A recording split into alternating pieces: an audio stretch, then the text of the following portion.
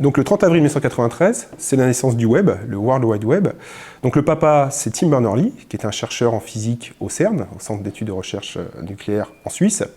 Donc la volonté de Tim Berners-Lee, c'était vraiment de développer un système ouvert, que les gens allaient s'approprier pour donner du contenu, sans censure, sans système de contrôle central.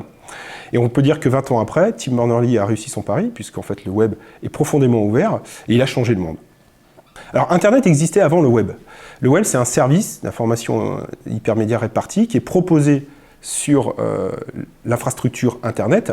Et la particularité de ce service, c'est effectivement sa simplicité. Le fait qu'il repose sur un concept très très simple qui est le principe d'hypermédia. Ce principe, il est simple, c'est vous avez un texte, vous avez une image, à un moment donné, ce texte, vous allez pouvoir faire référence à un nouveau document. Et donc de là s'enchaîne ce qu'on appelle la toile d'araignée géante, où en fait tout à chacun peut faire des références à un document qui lui est propre, ou à référence d'un de ses collaborateurs, à un chercheur, ou même un article multimédia sur le web.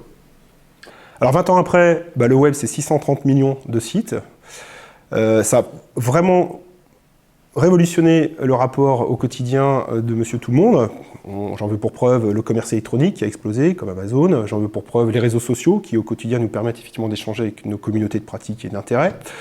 J'en veux pour preuve aussi la structuration de l'économie numérique, c'est-à-dire que le web maintenant est vraiment rentré dans une logique d'économie, dans laquelle il y a des gens, des sociétés qui créent de l'emploi, qui créent effectivement de nouvelles filières. Yahoo a été, par exemple, si on fait un petit rappel historique, a été introduit en bourse dès 1994, d'où effectivement le potentiel découvert de cette économie numérique, qui maintenant, 20 ans après, l'économie numérique, c'est une des premières économies, on va dire, une des premières filières génératrices d'emplois pour le futur. Donc le web commence à vieillir, il y a 20 ans.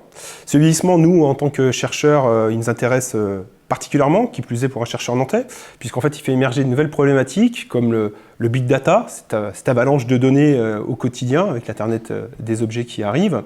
Le web sémantique, c'est-à-dire cette volonté de doter le moteur de recherche de capacités de compréhension des textes et des ressources qui sont mises à disposition sur le web.